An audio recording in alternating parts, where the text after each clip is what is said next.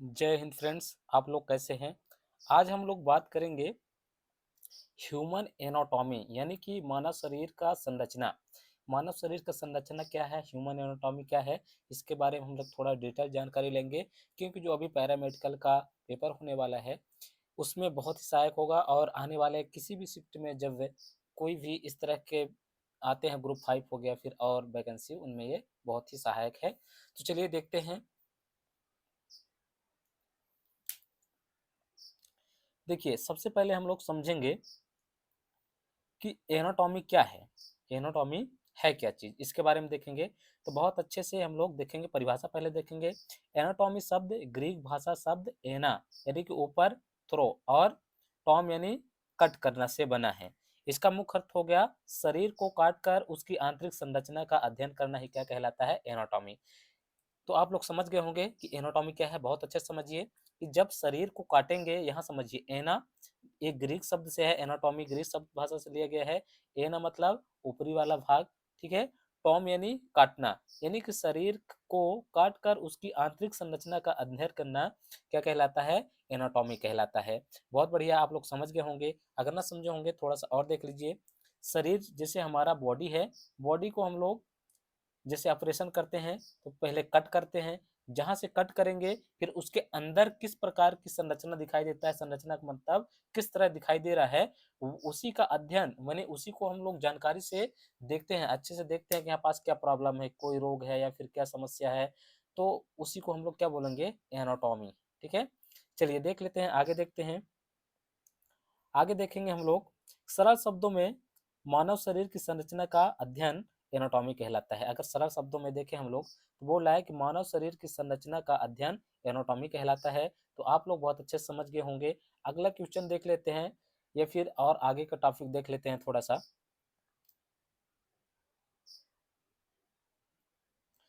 देखिए, एनाटॉमी की शाखाएं देख लेते हैं। एनाटॉमी के बारे में आप लोग समझ गए। एनाटॉमी की अब शाखाएं देख लेती हैं, कितनी शाखाएं हैं। एनाटॉमी की 3 शाखाएं हैं। देखते हैं एनाटॉमी से। पहला है ग्रॉस एनाटॉमी, स्थूल शरीर संरचना, नग्न आंखों से दिखाई देने वाले अंगों और संरचनाओं का अध्ययन जैसे हड्डी मांसपेशियां क्या कहलाएगी, ग्रॉस एनाटॉमी। इसके बाद है माइक्रोस्कोपिक एनाटॉमी यानी सूक्ष्म शरीर संरचना, माइक्रोस्कोप द्वारा कोशिकाओं और ऊतकों का अध्ययन इसमें शामिल है। यानी कि सूक्ष्म शरीर संरचना अगर इंग्लिश में आता है माइक्रोस्कोपियन एनाटॉमी क्या है, तो किससे संबंधित है, तो आप लोग बोलेंगे शरीर से संबंधित है। ये इसको हम माइक्रोस्कोप द्वारा देख सकते हैं। माइक्रोस्कोप द्वारा कोशिकाओं का ऊतकों का अध्ययन ही कहलाता है माइक्रोस्कोपिक एनाटॉमी। आगे देख लेते हैं हिस्टोलॉजी, ऊतक का अध्ययन। अगर क्वेश्चन इस तरह से आ गया कि ऊतक के अध्ययन को क्या कहते हैं, टिश्यू के अध्ययन को क्या बोलते हैं, तो हम लोग क्या बोलेंगे, हिस्टोलॉजी। अगर इस तरह क्वेश्चन आया कि ऊतक का अध्ययन का क्या कहते हैं, कि ऊतक के अध्ययन को हम क्या कहेंगे, तो हमारा करेक्ट आंसर क्या हो जाएगा, हिस्टोलॉजी।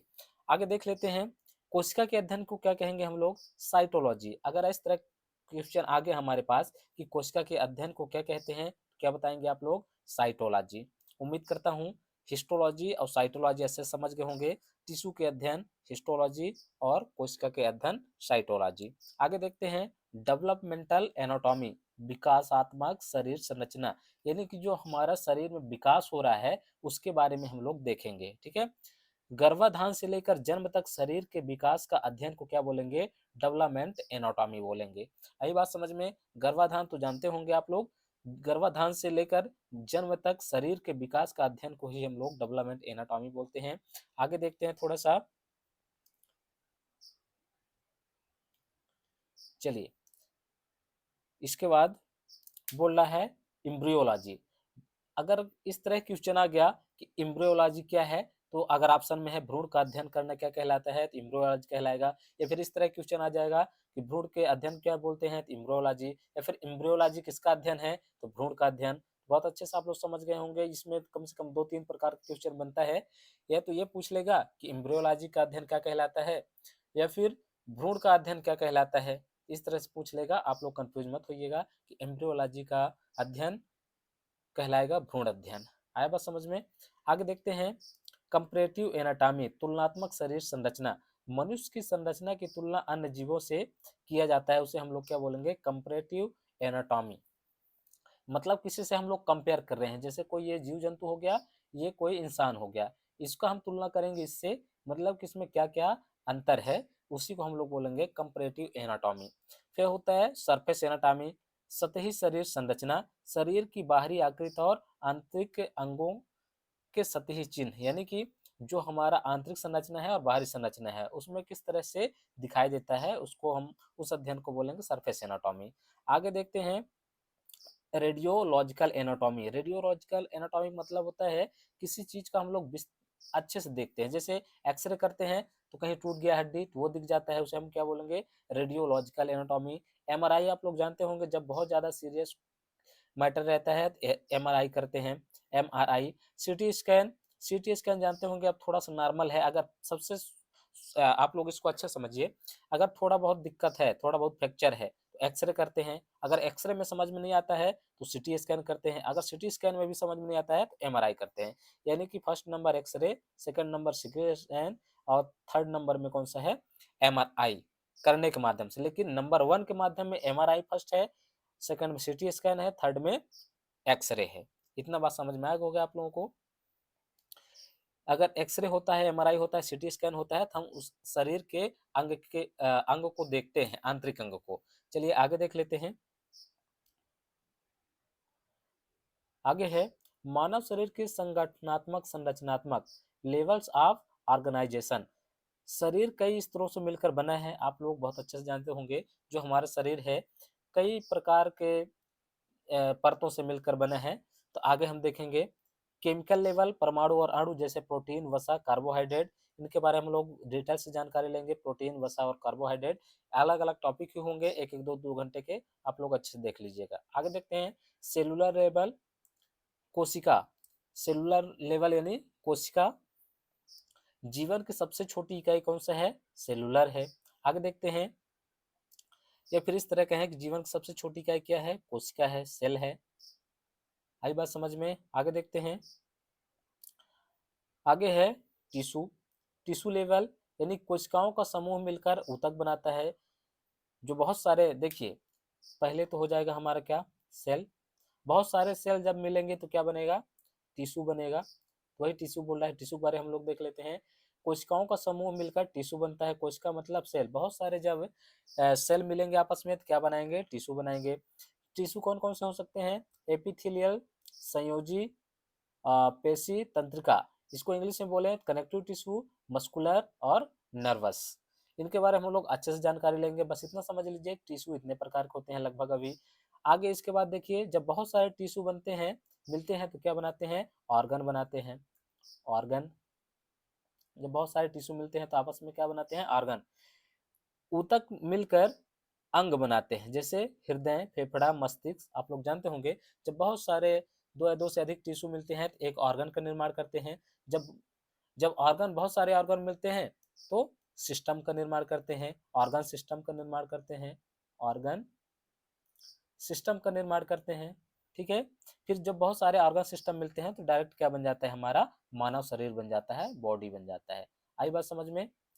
सबसे पहले इसको हम लोग देख लेते हैं अच्छे से। सिस्टम क्या है, ये ऑर्गन सिस्टम है। अंग मिलकर प्राणी बनाते हैं, यानी कि अंग मिलता है ऑर्गन सिस्टम बना लेते हैं। फिर जैसे कौन सा, पाचन तंत्र हो गया और श्वसन तंत्र हो गया।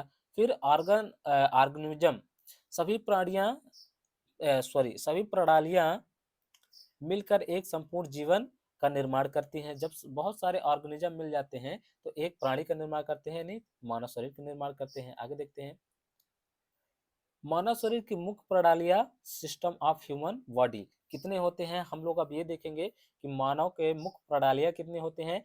कितने होते हैं, 11 होते हैं। आप लोग इसको बहुत अच्छे से समझ गए होंगे, न समझे होंगे तो एक बार और समझा देता हूँ कि जो सेल, बहुत सारे जब सेल मिलेंगे तो क्या बनाएंगे, टिश्यू बनाएंगे। बहुत सारे सेल मिलेंगे तो टिश्यू बनेगा।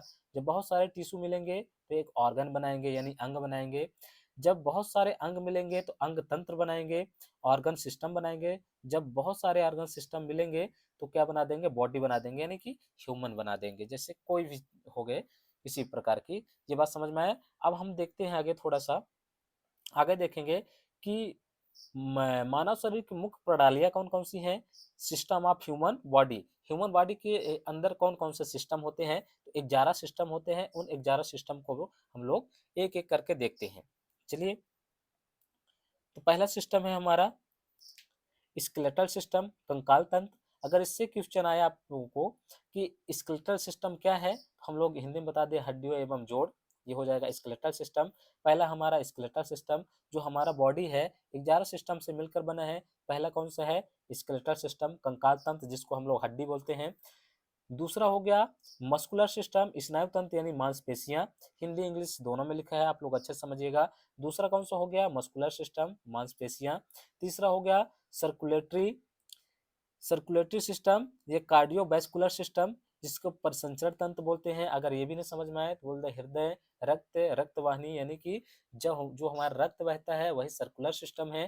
तो 3 सिस्टम हो गया। चौथा देखते हैं रिस्पायरेटरी सिस्टम। सब लोग जानते हैं जिंदा रहने के लिए हमें सांस लेने की आवश्यकता होती है, तो वही होता है रिस्पायरेटरी सिस्टम, श्वसन तंत्र, फेफड़ा और श्वास नली से होता है। आगे देखिए डाइजेस्टिव सिस्टम, सब लोग जानते होंगे पाचन तंत्र। अगर जब हम लोग भोजन करते हैं तो पचता है, वही क्या है? Digestive system. जैसे पेट, आंत, यकृत, ये सब है हमारे डाइजेस्टिव सिस्टम के अंतर्गत आते हैं। फिर होता है एक्सक्रीटरी यूरिन सिस्टम, यानी कि उत्सर्जी अंग, गुर्दे, मूत्राशय। उत्सर्जी अंग आप लोग जानते होंगे, जैसे हम लोग पानी पीते हैं तो पानी जो हमारा बॉडी के लिए अच्छा रहता है, उसमें जो भी मिनरल्स रहते हैं हमारा बॉडी एब्जॉर्ब कर लेता है। इसके बाद जो हमारे बॉडी के लिए हानिकारक रहते हैं उसको उत्सर्जन तंत्र द्वारा बाहर कर दिया जाता है, नहीं पेशाब के द्वारा बाहर कर दिया जाता है। ठीक है, उसी को बोलते हैं स्कैटरी सिस्टम या फिर यूरिनरी सिस्टम, यूरिनरी सिस्टम। ठीक है, आगे देखते हैं सातवां जो है हमारा नर्वस सिस्टम। नर्वस सिस्टम सबसे बड़ा है हमारे बॉडी में। अगर नर्वस सिस्टम काम करना बंद कर दे तो हमारा बॉडी किसी काम का नहीं है। तो इसमें बोलते हैं स्नायु तंत्र भी बोलते हैं विज्ञान की भाषा में, और हिंदी में नर्वस सिस्टम मस्तिष्क रीढ़ की हड्डी के नसों को बोलते हैं नर्वस सिस्टम। नर्वस सिस्टम अगर पढ़ेंगे तो हम लोग पढ़ेंगे मस्तिष्क के बारे में, रीढ़ की हड्डी के बारे में, जो और उसके नसें हैं उनके बारे में। ठीक है, इंडोक्राइन सिस्टम अंतःस्रावी ग्रंथि, जैसे थायराइड ग्रंथि होगा, पिट्यूटरी ग्रंथि हो गया। आप लोग अच्छे से देखिएगा, जितने भी तंत्र हैं, ठीक है, सिस्टम है, इनको मैं बहुत ही डिटेल में जानकारी आप लोगों को दूंगा। आप लोग कमेंट करिएगा कौन सा सिस्टम को पढ़ने की आपको ज़्यादा आवश्यकता है, बहुत ही बेहतरीन तरीके से समझ में आएगा, कोई दिक्कत नहीं है। देखिए, इंडोक्राइन सिस्टम हो गया, अंतःस्रावी ग्रंथ हो गया। इसके अगर एक अलग से वीडियो बनाएंगे तो इसके बारे में बात करेंगे, अंतःस्रावी ग्रंथि कौन कौन से हैं, कैसे वर्क करता है, कैसे क्या करता है। इसके बाद आता है रिप्रोडक्टिव सिस्टम, प्रजनन तंत्र, पुरुष व महिला का प्रजनन अंग। अब प्रजनन अंग आप लोग जानते होंगे बहुत अच्छे से, तो इसके बारे में ज़्यादा बताने की जरूरत नहीं है। जब रिप्रोडक्टिव सिस्टम पढ़ेंगे हम लोग तो इसके बारे में पढ़ लेंगे, प्रजनन तंत्र। ठीक है, इसके बाद होता है इंटेग्यूमेंट्री सिस्टम, यानी त्वचा तंत्र। जो हमारे बॉडी में त्वचा है वो सबसे बड़ा है, हमारे बॉडी का सबसे बड़ा पार्ट कौन सा है? त्वचा है। जैसे त्वचा, बाल, नाखून। एंटी इंटेग इंटेगुमेंट्री सिस्टम इसको बोलते हैं, इंटेगुमेंट्री सिस्टम। इसको हम लोग पढ़ेंगे अच्छे से। इसके बाद 11वां जो आता है वो आता है लिम्फेटिक या इम्यून सिस्टम, लास्का या प्रतिरक्षा तंत्र।